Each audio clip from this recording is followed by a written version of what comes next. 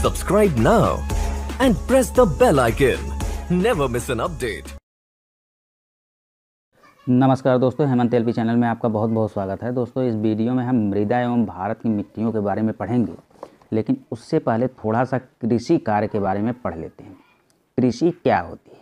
देखिए दोस्तों, जब मनुष्य अपनी आवश्यकताओं को पूर्ति करने के लिए फसल उगाता है, फल सब्जियां उगाता है, फूलों को उगाता है या फिर उपरोक्त क्रियाओं के साथ साथ पशुओं को पालता है, तो ये समस्त क्रियाएं कृषि कहलाती हैं।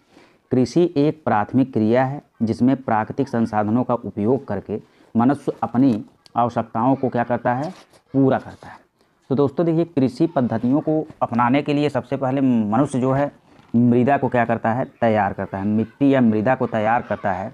अब वह चाहे जुताई के द्वारा जो है मिट्टी को भुरभुरा करे, तो इस तरीके से मृदा को तैयार करता है और उसमें उर्वरक देता है और खाद भी कई प्रकार के देता है। एक गोबर की खाद दे देता है जो जंतुओं के मल मूत्र एवं कूड़े करकट को गला सड़ा कर तैयार की जाती है। कंपोस्ट खाद दे देता है या फल सब्जियों के कचरों के द्वारा तैयार की जाती है। हरी खाद देता है, जैसे सनई हुआ, मूंग हुआ, उड़द हुआ, जैसे पौधे खेतों में उगाए जाते हैं और फूल आने पर उनको खेतों में पलट दिया जाता है, तो ऐसे खाद को हम हरा खाद कहते हैं। इसके अलावा रासायनिक खाद भी दे देता है। तो जो रासायनिक खाद होता है वो उस पर आप देखे होंगे NPF ऐसे करके लिखा होता है, अर्थात उसमें नाइट्रोजन, फास्फोरस और पोटेशियम होता है। जैसे यूरिया हो गया, पोटास हो गया, इन सब का प्रयोग करते हैं। NPK लिखा रहता है। N से हो जाता है नाइट्रोजन, P से हो जाता है फास्फोरस और K से हो जाता है पोटेशियम। और ज़्यादा उर्वरक अगर हम प्रयोग करते हैं तो हमारी मिट्टी की उर्वरता भी बहुत कम हो जाती है। दोस्तों देखिए, एक नाइट्रोजन का स्थिरीकरण होता है। जैसे दाल वाले पौधे जो होते हैं, दाल वाले पौधों की जड़ों में राइजोबियम नाम का एक जीवाणु पाया जाता है। राइजोबियम नाम का एक जीवाणु पाया जाता है जो वायुमंडलीय नाइट्रोजन को, जो वायुमंडल में आपका नाइट्रोजन सबसे अधिक है, उस नाइट्रोजन को नाइट्रेट कहिए चाहे नाइट्राइट कहिए, तो नाइट्रेट में परिवर्तित करता रहता है, जिसे पौधे आसानी से क्या कर लेते हैं, ग्रहण। जैसे नाइट्रोजन को पौधे नहीं ग्रहण कर पाते, लेकिन उनके जड़ों में जब नाइट्रोजन को नाइट्रेट में बदलता रहता है तो नाइट्रेट जो होते हैं वो पौधे जो होते हैं नाइट्रेट को अवशोषित कर लेते हैं बहुत ही आराम से। तो नाइट्रोजन का स्थितीकरण शैवालों द्वारा भी कभी कभी होता है। तो ये आप जानिए कि नाइट्रोजन का स्थितीकरण जो होता है, नाइट्रोजनीकरण जो होता है, वह दाल वाले पौधों के जड़ में राइजोबियम नाम के जीवाणु के कारण होता है। और राइजोबियम नामक जीवाणु का काम है जो है नाइट्रोजन को नाइट्रेट में परिवर्तित करना या नाइट्राइट में परिवर्तित करना। ठीक है दोस्तों, इसके लिए देखिए कृषि में सिंचाई करना भी बहुत ज़रूरी है। नहर से, नदी से, कुएँ, तालाब, जलकूप से हम लोग छिड़काव तंत्र के विधि द्वारा जो है सिंचाई कर लेते हैं। टपकन या ड्रिप तंत्र के द्वारा हम जो है सिंचाई कर लेते हैं। फिर हम खरपतवार भी डालते हैं। जैसे हमने कई बार आपको बताया 2,4-D कहीं लिखा रहेगा तो यह खरपतवार है। खरपतवार जो है खेतों के प्राकृतिक रूप से उगने वाले अवांछनीय पौधे जो होते हैं, जो हमें चाहिए कि ये पौधे ना उगे हमारे खेत में, उन्हीं को हम खरपतवार कहते हैं। और ये पौधे जल, पोषक तत्व आदि को अवशोषित कर लेते हैं, जिससे मुख्य फसल कमज़ोर हो जाता है। कमज़ोर इसलिए होता है कि अवशोषित फसल को करना चाहिए, खरपतवार लेते हैं। तो इनकी हम निराई उराई करके निकालते हैं, और निराई नहीं कर पाते हैं तो हम 2,4-D जैसे रसायनों का भी प्रयोग कर लेते हैं। कुछ कीट जैसे टिड्डा भी हमारे जो है फसल को नुकसान कर देते हैं। ये हमारे पत्तियों को काट देते हैं, तनों तथा फलों में छेद कर देते हैं। तो यह ध्यान रखने वाली बात है कि ज़्यादा रसायनों का प्रयोग से फसलों को भी नुकसान पहुंचता है और मिट्टी को भी नुकसान पहुंचता है और साथ साथ मनुष्य को भी नुकसान पहुंचता है। ठीक है दोस्तों, तो ये सारी चीज़ें हैं, इन सारी चीज़ों को आपको ध्यान देना है। जैसे उत्तर पूर्वी भारत, मेघालय हुआ, नागालैंड हुआ, मिजोरम हुआ, इन सब में झूम कृषि जो है बहुत अधिक होती है। जबकि बुंदेलखंड में जो है बेबार नामक कृषि बहुत ही अधिक होती है। तो इन सब चीज़ों को आपको ध्यान देना है। इसके अलावा दोस्तों देखिए, कुछ पालन भी होते हैं। जैसे रेशम कीट पालन है, तो सेरीकल्चर के लिए, मतलब सेरीकल्चर इसको कहा जाता है। इसमें रेशम के कीड़ों को पाला जाता है और रेशम के कीड़ों से रेशम प्राप्त किया जाता है, और रेशम के कीड़े शहतूत के पेड़ों पर पाए जाते हैं। देखिए दोस्तों, ये बहुत इंपॉर्टेंट है कि रेशम के कीड़े किस पेड़ पर पाए जाते हैं। तो शहतूत पेड़ पर रेशम के कीड़े पाए जाते हैं। और रेशम एक प्रकार का प्रोटीन होता है। रेशम के प्रकार में आप देखेंगे तो टसर, मूंगा, एरी, ये सब जो है रेशम के प्रकार है। मधुमक्खी पालन को हम एपीकल्चर कहते हैं। आप जानते ही हैं कि जब मधुमक्खियों को शहद के लिए पाला जाता है, जब किसी मधुमक्खी को रस मिल जाता है तो वह अपने साथियों को नृत्य करने के लिए बताती है। भारत में मधुमक्खी को पालने के लिए अक्टूबर से दिसंबर तक का महीना उपयुक्त रहता है, क्योंकि इन महीनों में जो रानी मधुमक्खी होती है वह अंडे देती है। तो ये सारी चीज़ें आपको ध्यान देना है। पीसी कल्चर में मत्स्य जो है मछली का पालन किया जाता है, जैसे रोहू, मांगुर, मासेर, कटना, ये सब मछली हैं। केचुआ पालन वर्मी कल्चर होता है, किसानों का मित्र कहा जाता है। सिल्वी कल्चर जो है यह वन व वन्य उत्पादों से संबंधित है, इसमें वनों को बढ़ावा दिया जाता है, जिसे हम सिल्वी कल्चर कहते हैं। जल कृषि जैसे एक्वा कल्चर है तो जल कृषि है, इसमें जलीय जीव जंतु और वनस्पतियों को पाला जाता है, जैसे मछली, झींगा, केकड़ा, समुद्री शैवाल। इसके अलावा एक इम्पॉर्टेंट है कुक्कुट पालन। तो कुक्कुट पालन को ही हम पोल्ट्री कहते हैं, इसमें मुर्गे, मुर्गी, बत्तख आदि को पाला जाता है, इनमें मांस और अंडे प्राप्त किए जाते हैं। ठीक है दोस्तों, इसके बाद देखिए हम लोग जो है आ जाते हैं, इसके बाद हम लोग मिट्टी पे आ जाते हैं। तो देखिए यहाँ पे मिट्टी के बारे में हम पूरी तरीके से अध्ययन करेंगे, कोई भी टॉपिक जो है इस मिट्टी से आपका छूटेगा नहीं। दोस्तों देखिए मिट्टी जो होता है उसे हम सॉइल कहते हैं और इसका अध्ययन हम करते हैं पेडोलॉजी या मृदा विज्ञान में। और देखिए पृथ्वी की सतह पर पाए जाने वाले दानेदार कणों की पतली परत को ही हम मिट्टी कहते हैं। इसका निर्माण चट्टानों से प्राप्त खनिजों और जैव पदार्थों एवं भूमि पर पाए जाने वाले खनिजों से हुआ। अब देखिए इसका सॉइल जो है लैटिन भाषा के सोलम शब्द से बना है और जिसका अर्थ होता है क्या, फर्श। जिसका अर्थ क्या होता है, फर्श होता है। मिट्टी देखिए अनेक जीवों के आवास के रूप में भी काम करता है, जैसे चूहा जो है मिट्टी के अंदर रहता है, सांप जो है मिट्टी के अंदर रहता है। इसके अलावा यह पौधों को जकड़ कर रखती भी है और यह पौधों को जल और पोषक तत्वों की आपूर्ति भी कराती है। तो यहाँ पे यूएनओ ने 2015 को अंतर्राष्ट्रीय मृदा वर्ष घोषित किया था। कभी पूछ सकता है कि अंतर्राष्ट्रीय मृदा वर्ष यूएनओ ने किस सन को घोषित किया था, तो 2015 को। और मिट्टी अनुसंधान केंद्र, जैसे वन अनुसंधान केंद्र देहरादून में है, वैसे मिट्टी अनुसंधान केंद्र भी कहाँ पे है, देहरादून पे है। और यह मिट्टी अनुसंधान केंद्र जो है मिट्टियों को 8 भागों में बांटी है। कितने भागों में बांटी है, 8 भागों में बांटी है। और यह 8 भाग यहाँ पे लिखे गए हैं। पहले को हम जलोढ़ मिट्टी कहते हैं, दूसरे को हम काली या रेगुर मिट्टी कहते हैं, तीसरी को लाल मिट्टी, लेटराइट मिट्टी, पर्वतीय मिट्टी, मरुस्थली मिट्टी, लवणी या क्षारीय मिट्टी, दलदल युक्त मिट्टी। ये 8 प्रकार की मिट्टियों को जो है मिट्टी अनुसंधान केंद्र देहरादून ने बांटा। अब दोस्तों देखिए भारत में पाई जाने वाली प्रमुख मृदा जो है जलोढ़, लाल, काली, लेटराइट एवं मरुस्थली हैं, जबकि थोड़ी सी और कुछ हैं। देखिए मिट्टी में ह्यूमस या कार्बनिक पदार्थ जो होता है वह 5 से 10% होता है। मोस्ट इम्पॉर्टेंट क्वेश्चन कि जो मिट्टी होता है उस मिट्टी में ह्यूमस या कार्बनिक पदार्थ की परसेंटेज कितनी होती है। तो दोस्तों देखिए मिट्टी में ह्यूमस या कार्बनिक पदार्थ 5 से 10% होते हैं, जबकि खनिज ज़्यादा होते हैं और इन्हीं खनिजों से ही तो मिट्टी का निर्माण होती है। चट्टान से, खनिज से, इन्हीं सबसे तो मिट्टी का निर्माण होता है, जो कि खनिज की मात्रा इसमें 40 से 45% होता है, 40 से 45% होता है। और रंध्र या छिद्र जो होते हैं उसमें 25% वायु होती है और 25% नमी यानी 25% जल होता है। तो आपसे पूछ लेता है कि जल का परसेंटेज मिट्टी में कितना होता है, तो 25%। वायु का जो है परसेंटेज कितना होता है, तो 25%। खनिज का परसेंटेज कितना होता है, तो 40 से 45%। और ह्यूमस या कार्बनिक पदार्थ का जो परसेंटेज होता है वह 5 से 10% होता है। अब दोस्तों देखिए अगर पृथ्वी की मिट्टी का पीएच मान 7 से कम है तो वह अम्लीय मृदा हो जाती है, और अम्लीय मृदा होने के बाद वह मिट्टी अनउपजाऊ हो जाती है, अनउर्वरा हो जाती है, यानी उसकी उर्वरता क्या हो जाती है, कम हो जाती है। और जब अनउर्वरा हो जाती है तो हम जिप्सम उसमें मिलाते हैं उपजाऊ बनाने के लिए। और इसी का मान अगर पीएच मान 7 से अधिक है तो मिट्टी होती है क्षारीय। जहाँ पे कम वर्षा होता है वहाँ पे मिट्टी क्षारीय होती है, और जहाँ पे अधिक वर्षा होता है वहाँ पे मिट्टी अम्लीय होती है। क्योंकि अम्लीय होने का मतलब है कि वर्षा के साथ जो है SO2 गैस मिला रहता है और सल्फ्यूरिक अम्ल बनाए रहता है, और अधिक वर्षा होता है सल्फ्यूरिक अम्ल जो है मिट्टी में ज़्यादा मिलता है, इसलिए अम्लीय हो जाता है। और पीएच अधिक होता है कब, 7 से, जब कम वर्षा होती है तब क्षारीय रहता है।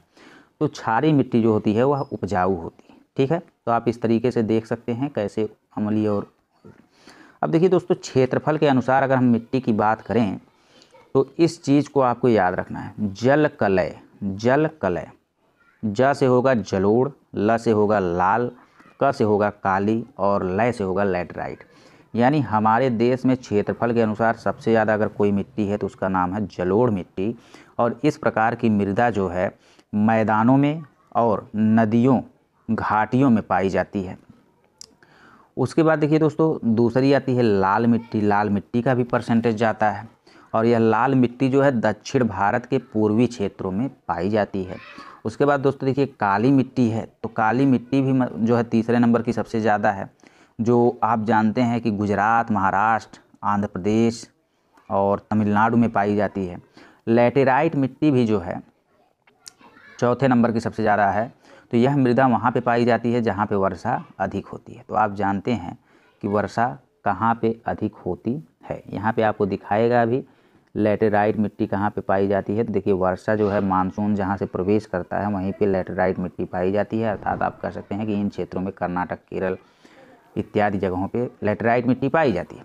अब हम बात करते हैं सबसे पहली मिट्टी जिसका नाम है जलोढ़ मिट्टी। तो हम लोग अब बात करेंगे जलोढ़ मिट्टी।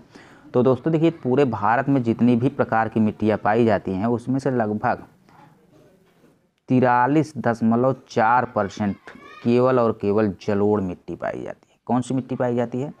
जलोढ़ मिट्टी पाई जाती है। और इसका मतलब है, देखिए जलोढ़ का अर्थ क्या होता है? जल प्लस ओढ़, जल प्लस ओढ़, यानी जल प्रवाह द्वारा निर्मित मिट्टी जो होती है वह जलोढ़ होती है और यह जल को हमेशा ओढ़े रहती है, अर्थात कहीं से बहकर जल में आए वह जमा हो जाए, भुरभुरा व ढीला हो जाए, गाद, बालू, बजरी इत्यादि इसमें होता है, तो उसी को हम जलोढ़ मिट्टी कहते हैं। आपको हमने पहले ही बता दिया कि यह मृदा जो है मैदानों में पाई जाती है या नदी घाटियों में पाई जाती है जहाँ पे मिट्टी के ऊपर हमेशा जल हो, तो उसी को हम कहते हैं कि मिट्टी जो है जल को ओढ़े हुई है, इसलिए इसी मिट्टी को हम जलोढ़ मिट्टी कहते हैं। इसी मिट्टी को हम क्या कह देते हैं? जलोढ़ मिट्टी। अब देखिए दोस्तों, पूरे भारत में सर्वाधिक क्षेत्र पर या सर्वाधिक क्षेत्रफल पर अगर कोई मिट्टी फैली है तो उसका नाम क्या है? जलोढ़। हमारे पूरे भारत में सर्वाधिक क्षेत्रफल लगभग 43.4% की जगहों पे फैली है कौन सी मिट्टी? जलोढ़ है। आप कहते हैं कि पूरे भारत की सबसे महत्वपूर्ण मिट्टी बताइए, तो आप वहाँ पे नाम लेते हैं जलोढ़ हमारे भारत की सबसे महत्वपूर्ण मिट्टी है, क्योंकि यह जो है लगभग 43.4% होने के साथ साथ जो है उपजाऊ भी होती है, अर्थात यह मिट्टी अत्यंत उपजाऊ होती है। ठीक है, अब देखिए दोस्तों, उपजाऊ होने के कारण इस प्रकार की मृदा में लगभग सभी प्रकार की फसलें उगाई जा सकती हैं। उगाई जाने वाली प्रमुख फसलों में सबसे प्रमुख जो है आपका गेहूं और चावल है। इसके अलावा दलहन, तिलहन, कपास भी इसमें होता है, लेकिन बहुत ज़्यादा काली मिट्टी में होता है, फिर भी इसमें कपास भी हो जाता है और गन्ना हो जाता है। तो देखिए गेहूं, चावल, दाल और तिलहन मतलब सरसों, गन्ना मतलब गन्ना, ये सारी चीज़ें जो है लगभग सभी चीज़ें जो हैं इस मिट्टी में उगाई जा सकती हैं। देखिए दोस्तों, इस मिट्टी का जो कलर होता है वह भूरा होता है। इस मिट्टी का क्या होता है? कलर भूरा होता है।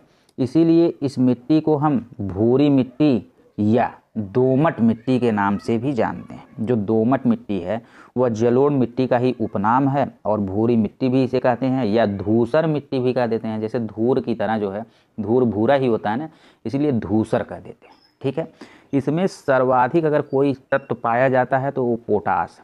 पोटास जो है, जैसे आपने अभी पढ़ा, खाद में 3 चीज़ें होती हैं, एक तो होता है एन, एक होता है पी और एक होता है के। तो एन पी के अगर लिखा जाता है तो एन पी के में नाइट्रोजन, फास्फोरस और पोटेशियम मतलब पोटास।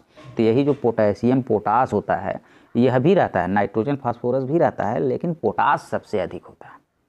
तो जलोढ़ मिट्टी में पोटास सबसे अधिक होता है। इस मिट्टी में सबसे कम उर्वरता की आवश्यकता होती है। इस मिट्टी में सबसे कम उर्वरक यानी खाद की आवश्यकता होती है। बहुत ज़्यादा खाद की आवश्यकता इस मिट्टी में नहीं होती है।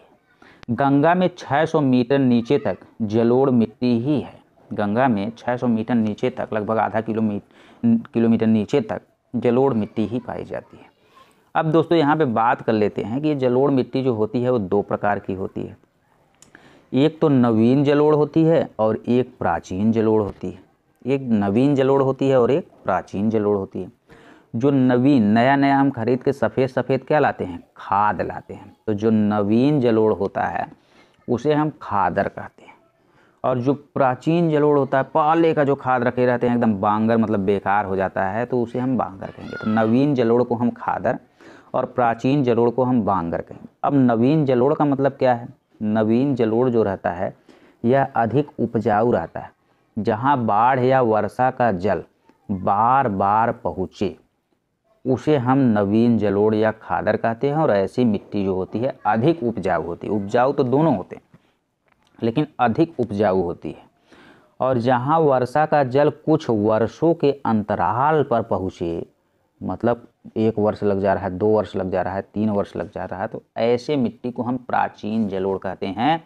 और यहाँ की मिट्टी कंपेयर टू खादर अर्थात नवीन जलोढ़ की अपेक्षा कम उपजाऊ होती है। ठीक है दोस्तों। अब देखिए इसमें हमने आपको बता दिया कि सबसे अधिक कौन कौन सी खेती होती है। तो हमने बता दिया धान और गेहूँ, गन्ना, दलहन और तिलहन फसलों को उगाया जाता है। और यह जो है धान की खेती के लिए सबसे उपयुक्त मृदा है। आपसे पूछता है कि धान की खेती के लिए सबसे उपयुक्त मृदा का नाम बताइए, तो भैया धान की खेती के लिए सबसे उपयुक्त, धान मतलब चावल की खेती के लिए सबसे उपयुक्त मृदा अगर कोई है तो उसका नाम है जलोढ़ मृदा। इसके अलावा दोस्तों इसे कृषि का वरदान कहा जाता है। क्या कहा जाता है, कृषि का वरदान। क्यों, क्योंकि यह 43.4% पाया जाता है। और आधे से ज़्यादा जनजीवन यानी आधे से ज़्यादा आदमी जो है जलोढ़ मिट्टी पर आश्रित है। यानी अगर जलोढ़ मिट्टी नहीं होती तो सही से किसानी नहीं हो पाती, तो इसे आप कृषि का वरदान नहीं कहते। तो जलोढ़ मिट्टी पर ही जीवन हम लोगों का क्या है, आश्रित है, इसलिए हम इसको कृषि का वरदान कहा जाता है। अब देखिए दोस्तों इसके अलावा जो हमने आपको बताया कि यहाँ पे यह पाई जाती है, मान लीजिए जलोढ़ मिट्टी, देखिए जलोढ़ मिट्टी यहाँ से लेकर यहाँ तक पाई जाती है। देखिए यहाँ तक जलोढ़ मिट्टी फैली हुई। तो आप मैप अपने दिमाग में रखे रहिए और मैप रखने के बाद जो है आपको खुद बताएगा मैप कि जलोढ़ मिट्टी कहाँ से कहाँ तक है। देखिए यहाँ पे लिखा है कि मेघालय के गारो खासी जयंतिया पहाड़ी तक जो है मेघालय तक फैला हुआ है कौन सा मिट्टी, यही। इसके अलावा देखिए मध्य प्रदेश के पूर्वी भाग, मध्य प्रदेश के पूर्वी भाग पे भी है, राजस्थान तक आया है, राजस्थान तक। तमिलनाडु में भी थोड़ा बहुत इसका विस्तार है, महाराष्ट्र और आंध्र प्रदेश में भी इसका विस्तार है। सबसे ज़्यादा देखिए इसका विस्तार हिमालय के निकटवर्ती क्षेत्रों में है। और यहाँ पे आपको मैप से हम दिखा देते हैं कि हिमालय का जो निकटवर्ती क्षेत्र है, देखिए यहाँ पे हिमालय का ये देखिए निकटवर्ती क्षेत्र है। तो इस निकटवर्ती क्षेत्रों में पूरी तरीके से, अब यहाँ पे देखिए मेघालय यहीं पे कहीं होगा पूर्वी में ही, तो मेघालय के गारो खासी जयंतिया जो पहाड़ हैं वहाँ पर भी पाई जाती है कौन सी मिट्टी, जलोढ़ या कांप मिट्टी। उसके अलावा देखिए हमने बताया जैसे यहाँ पे मध्य प्रदेश कुछ इस तरीके से होगा, तो मध्य प्रदेश के पूर्वी भाग में देखिए पाई जा रही है कौन सी मिट्टी, जलोढ़ मिट्टी। इसके अलावा देखिए यह जो है राजस्थान तक पहुँच गई है। यहाँ पे देखेंगे तो राजस्थान के कुछ भागों में यह मिट्टी पाई जा रही है। और राजस्थान तक ही नहीं बल्कि यहाँ पे देखिए थोड़े से भाग में महाराष्ट्र तक पहुँच गई है। तो महाराष्ट्र में भी यह मिट्टी थोड़ा बहुत पाया जाता है। इसके अलावा देखिए यही मिट्टी जलोढ़ ही आप देखेंगे तो यही जलोढ़ मिट्टी देखिए यहाँ पर भी है। जलोढ़ मिट्टी तमिलनाडु में भी क्या होती है, पाई जाती है। तमिलनाडु में भी जलोढ़ मिट्टी थोड़ी बहुत पाई जाती है। तो इस तरीके से दोस्तों मैप के हिसाब से आप थोड़ा सा ध्यान रखेंगे तो आपको हमेशा याद रहेगा कि मेघालय से लेकर मध्य प्रदेश के पूर्वी भाग, राजस्थान और थोड़ी बहुत तमिलनाडु जो अरावली पर्वत, महाराष्ट्र और आंध्र प्रदेश, तो हमने आपको बता ही दिया। यहाँ पे देखिए मैप को ज़रूर देखिए। देखिए यहाँ पे आपका तमिलनाडु हो गया नीचे, यहाँ पे आपका आंध्र प्रदेश हो गया, यहाँ पे आपका मेघालय हो गया, यहाँ पे जो है मध्य प्रदेश का आपके पूर्वी भाग हो गया। इसके अलावा देखिए उत्तर प्रदेश से लेकर बिहार जो भी है, बंगाल में हर जगह पाया जाता है कौन सी मिट्टी, जलोढ़ मिट्टी। इधर आएंगे तो राजस्थान तक पहुँच जाएगा, महाराष्ट्र तक पहुँच जाएगा। तो इस तरीके से लगभग आप जान जा रहे हैं कि कहाँ तक पाई जा रही है यह मिट्टी। इसी मिट्टी को दोस्तों एक और नाम से जानते हैं, जिसका नाम आपको यहाँ पे लिखा दिखाई दे रहा है, जिसे हम कांप मिट्टी कहते हैं। उसके बाद दोस्तों आता है लाल मिट्टी। तो देखिए लाल मिट्टी का रंग लाल क्यों होता है? तो आयरन ऑक्साइड के कारण। इस लाल मिट्टी में आयरन ऑक्साइड मिली होती है, इसीलिए लाल मिट्टी का रंग जो होता है लाल होता है। कभी कभी आ जाता है आपके ऑप्शन में कि लोहे की अधिकता के कारण इसका रंग क्या होता है? लाल होता है। तो आयरन का मतलब भी क्या होता है? लोहा ही होता है। ठीक है। अब देखिए दूसरी विशालतम मिट्टी जो है हमारे देश की कौन सी है? यह लाल मिट्टी है। तो दूसरी विशालतम मिट्टी लाल मिट्टी है। और सबसे अधिक विस्तार अगर कहीं लाल मिट्टी का हुआ है तो वह तमिलनाडु व आंध्र प्रदेश में हुआ है। कहाँ पे हुआ है?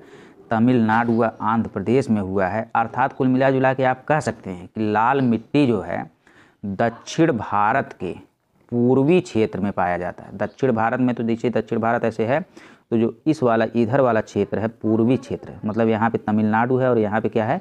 आंध्र प्रदेश है। उसी तमिलनाडु और आंध्र प्रदेश में पाया जाता है लाल मिट्टी। और लाल मिट्टी जो होता है तंबाकू की कृषि के लिए बहुत ही उपयोगी होता है। इसके अलावा बाजरा दाल का भी कृषि इसमें किया जा सकता है।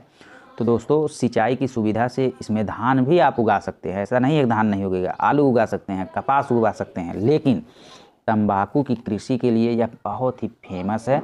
और इसका भी निर्माण जो है ग्रेनाइट व नीच चट्टानों से हुआ है। अगर पूछेगा लाल मिट्टी का निर्माण कहाँ से हुआ है, तो ग्रेनाइट व नीच चट्टानों से अपरदन के कारण जब निक्षेपित हो जाती हैं मिट्टियाँ, इकट्ठा हो जाती हैं, तो उसी से निर्माण होता है लाल मिट्टी का।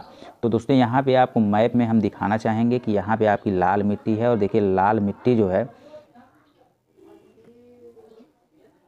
लाल मिट्टी देखिए दक्षिण भारत ये है, दक्षिण भारत का पूर्वी क्षेत्र ये है। तो इस पूर्वी क्षेत्र में यहाँ पे तमिलनाडु है और यहाँ पे आंध्र प्रदेश है। और आंध्र प्रदेश और तमिलनाडु में जो है तंबाकू की कृषि जो है लाल मिट्टी में ही की जाती है। तो लाल मिट्टी में सबसे ज़्यादा आंध्र प्रदेश में जो है तंबाकू की कृषि की जाती है। ठीक है।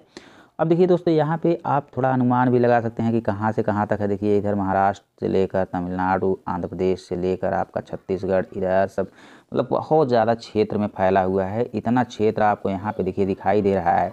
यहाँ पे तमिलनाडु है, तो तमिलनाडु के बाद आंध्र प्रदेश है, आंध्र प्रदेश के बाद तेलंगाना है, छत्तीसगढ़, उड़ीसा, झारखंड, पश्चिम बंगाल, बिहार तक जो है लाल मिट्टी का क्या है?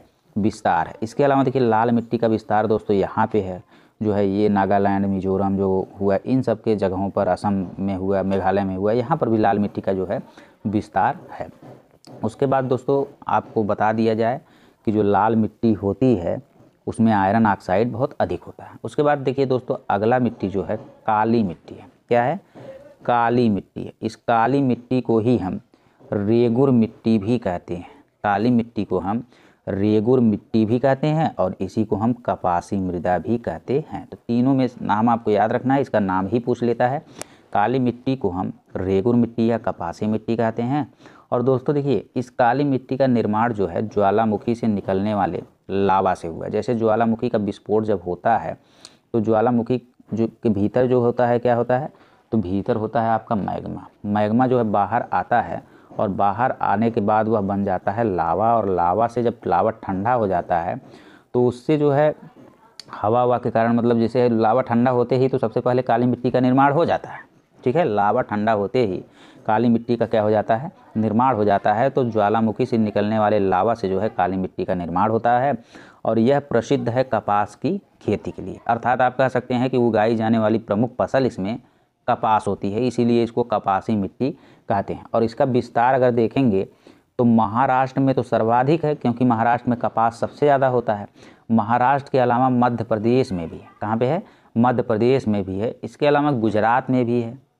महाराष्ट्र, आंध्र प्रदेश, तमिलनाडु, हर जगह जो है यह मिट्टी पाई जाती है। देखिए जल धारण क्षमता, अगर पूछ लेगा कि जल धारण क्षमता सबसे अधिक किस मिट्टी की होती है, तो चिकनी मिट्टी की होती है या काली मृदा टक्कन के पदार्थ की जो प्रमुख मृदा है। ठीक है। यहाँ पे पहला पॉइंट लिखा गया है कि जल धारण क्षमता सबसे अधिक चिकनी मिट्टी का होता है।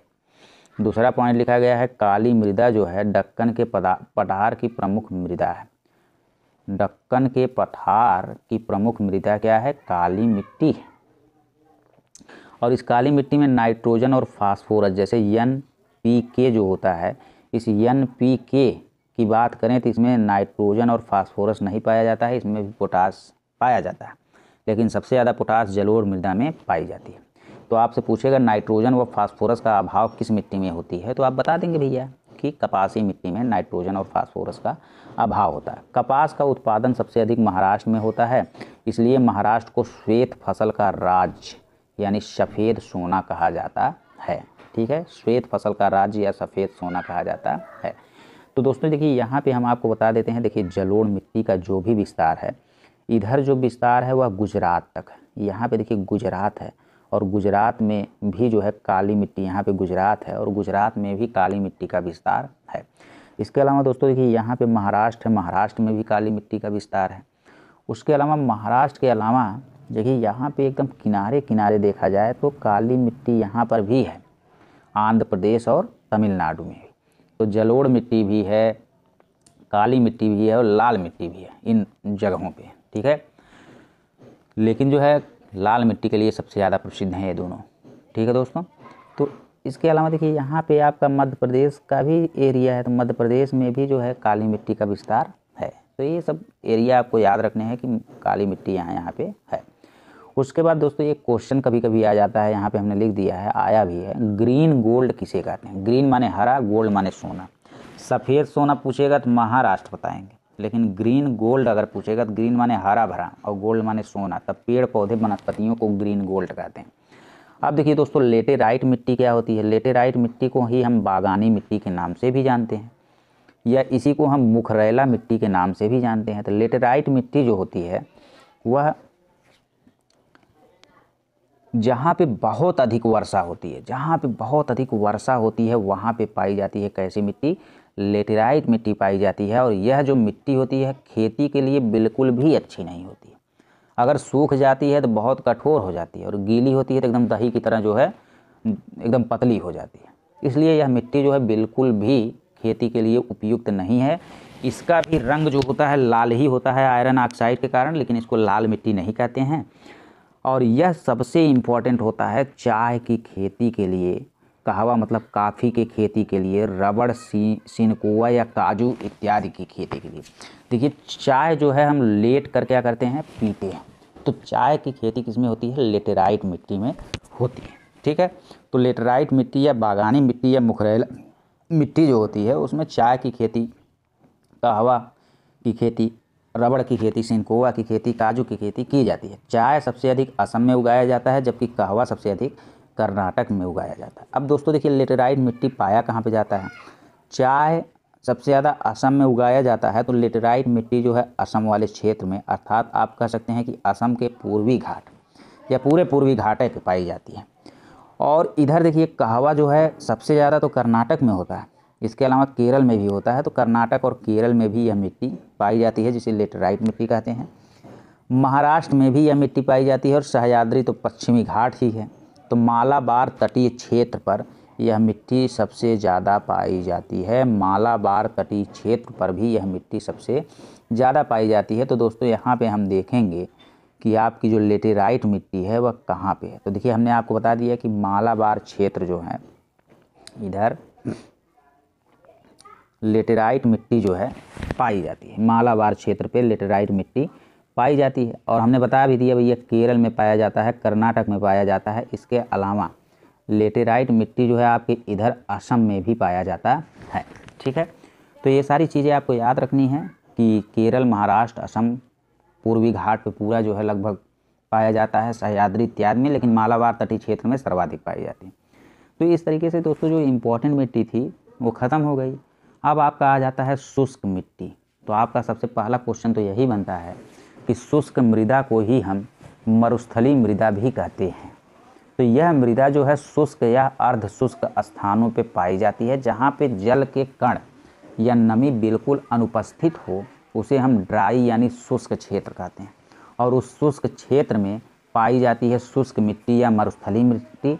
और यह ज़्यादातर, देखिए शुष्क क्षेत्र कहाँ है बताइए, ज़्यादातर जो है जहाँ पे बालू रहते हैं, जैसे राजस्थान में, राजस्थान शुष्क क्षेत्र है, लद्दाख शुष्क क्षेत्र है। तो यह राजस्थान और लद्दाख जैसे क्षेत्रों में पाई जाती है। तो जिप्सम का प्रयोग करके इन लवणीय मिट्टी को कृषि योग्य बनाया जा सकता है। मतलब इसमें लवण सांद्रता बहुत अधिक होती है और लवण सांद्रता अधिक होने के कारण यह अनुर्वरा उर्वरक होते हैं, कुछ भी इसमें उगाया नहीं जा सकता है। तो इसमें अगर थोड़ा बहुत कुछ उगाना चाहते हैं तो जिप्सम का प्रयोग करिए। जिप्सम का प्रयोग करेंगे तो मिट्टी क्षारीय हो जाएगी, मिट्टी क्षारीय हो जाएगी, थोड़ी बहुत उर्वरा आ जाएगी। तो वही हमने बता दिया कि यह कच्छ, केरन, लद्दाख इत्यादि में ज़्यादा पाए जाते हैं राजस्थान में। तो कच्छ का रन तो गुजरात में है और सबसे ज़्यादा यह कच्छ के रन गुजरात में ही शुष्क मिट्टी है। अगली है आर्द्र मृदा या वेट मिट्टी। तो आर्द्र मृदा जो होती है उसमें जल के कण या नमी जो होते हैं क्या रहते हैं, उपस्थित रहते हैं और ये लगभग हर जगह पाई जाती है। ठीक है, तो इस तरीके से दोस्तों मिट्टी के कुछ, एक पर्वतीय मिट्टी है। तो देखिए पर्वतीय मिट्टी क्या कहलाती है, पर्वतीय मिट्टी जो है पर्वतीय मृदा को बनी मृदा भी कहते हैं। यही क्वेश्चन आपके एग्जाम में एक बार आ गया है कि पर्वतीय मृदा को हम बनी मृदा कहते हैं। देखिए वन बहुत पर्वत के ऊपर होते हैं तो इसलिए पर्वतीय मृदा को हम बनी मृदा कहते हैं। यह केसर की कृषि के लिए बहुत ही उपयुक्त होता है। अब केसर कहाँ पे पाया जाता है, जम्मू कश्मीर में पाया जाता है। पर्वत भी कहाँ पे पाया जाता है, तो जम्मू कश्मीर में पाया जाता है। तो जम्मू कश्मीर के पर्वतीय क्षेत्र से अरुणाचल प्रदेश के पर्वतीय क्षेत्र तक अगर किसी मिट्टी का विस्तार है तो वह है पर्वतीय मृदा। इसके अलावा दोस्तों कुछ क्वेश्चन भी हैं, जैसे हार्टिकल्चर है, बागवानी या उद्यान कृषि का अध्ययन। इसका प्रयोग जो है वर्मी कंपोस्ट यानी केचुओं के मल वल का किया जाता है। किसी भूमि में कोई किसान बार बार अधिक उर्वरक और कीटनाशकों का प्रयोग करता है तो ऐसा करने से धीरे धीरे उसकी कृषि भूमि उर्वरता खत्म हो जाती है, यानी भूमि बंजर हो जाएगी। और मृदा अपरदन को कैसे रोका जा सकता है, तो हमने कहा था कि आप वन पेड़ ढेर लगाइए वनरोपण द्वारा। तो ये आपकी मिट्टी थी और मिट्टी के खराब होने के कारण यानी मृदा अपरदन के कुछ कारण होते हैं, जैसे आप जंगल काट लीजिए, उर्वरक और कीटनाशकों का प्रयोग करिए, मिट्टी खराब हो जाएगी। अत्यधिक वर्षा और बाढ़ होगा, मिट्टी खराब हो जाएगी। भूस्खलन से मिट्टी खराब हो जाएगी। अतिचारण, चारागाहों से के ज़्यादा प्रयोग से भी मिट्टी खराब हो जाएगी। एक ही तरह के फसल बार बार उगाने से भी मिट्टी जो है ख़राब हो जाएगी। अगर मिट्टी को आपको बचाना है तो ज़्यादा से ज़्यादा पौधे लगाइए, उर्वरक और कीटनाशकों का प्रयोग कम करिए, अतिचारण यानी अपरदन कम करने का उपाय करिए, बांध बनाइए, अलग अलग समय पर भिन्न भिन्न फसलों को उगाइए। अब दोस्तों देखिए गेहूँ जो है उत्तर प्रदेश की बहुत ही प्रमुख फसल है। अगर आपसे पूछेगा कि उत्तर प्रदेश की प्रमुख फसल कौन है तो एक तो गेहूँ है और एक कौन है, जौ। गेहूँ, जौ और गन्ना, तीन चीज़ जो है उत्तर प्रदेश का बहुत ही प्रमुख फसल है। अगर आपसे राजस्थान का पूछ लेगा प्रमुख फसल कौन है तो बाजरा जो है राजस्थान का बहुत प्रमुख फसल है। महाराष्ट्र का पूछ लेगा प्रमुख फसल कौन है तो ज्वार जो है महाराष्ट्र का बहुत अधिक जो है, महाराष्ट्र का जो है ज्वार हो गया, दाल हो गया, ठीक है, ये सब बहुत। पश्चिम बंगाल जो है वो जूट बहुत उगाता है, जूट, पश्चिम बंगाल में जूट होता है। केरल में अगर देखा जाए तो केरल में रबड़ होता है, केरल में क्या होता है, रबड़। गुजरात और महाराष्ट्र में देखा जाए तो कपास ज़्यादा होते हैं। असम में देखा जाएगा तो चाय ज़्यादा होते हैं। कर्नाटक में देखा जाएगा तो काफ़ी ज़्यादा होते हैं। इसी तरीके से अगर फसल के रूप में देखेंगे तो नागपुर देखेंगे तो नागपुर जो है संतरा के लिए बहुत ही फेमस है, जो महाराष्ट्र में है। रत्नागिरी जो महाराष्ट्र में है देखेंगे तो अल्फांसो आम के लिए बहुत प्रसिद्ध है। नासिक को देखेंगे तो नासिक अंगूर के लिए बहुत प्रसिद्ध है। इलाहाबाद को देखेंगे तो लाल वाले अमरूद के लिए बहुत फसल है। अब कुछ मसाला अगर देखेंगे तो काली मिर्च, इलायची, लवंग, दालचीनी, तेज़पत्ता, ये सब केरल में, मसाला केरल में सबसे ज़्यादा मिलता है। काली मिर्च केरल, इलायची केरल, लवंग केरल, दालचीनी केरल, तेज़पत्ता केरल। अगर हल्दी की बात करेंगे तो हल्दी जो है सबसे ज़्यादा हल्दी मसाला आंध्र प्रदेश में होता है, हल्दी और अदरक। और धनिया, जीरा, मेथी की बात करेंगे तो राजस्थान में, और केसर सभी लोग जानते हैं जम्मू एंड कश्मीर में। उत्तर प्रदेश में सरसों होता है। लेकिन यहाँ पे एक क्वेश्चन आ जाता है कि केरल को मसालों का घर कहा जाता है, मोस्ट इंपॉर्टेंट क्वेश्चन। तो ये सारे क्वेश्चन आपको ध्यान रखने हैं।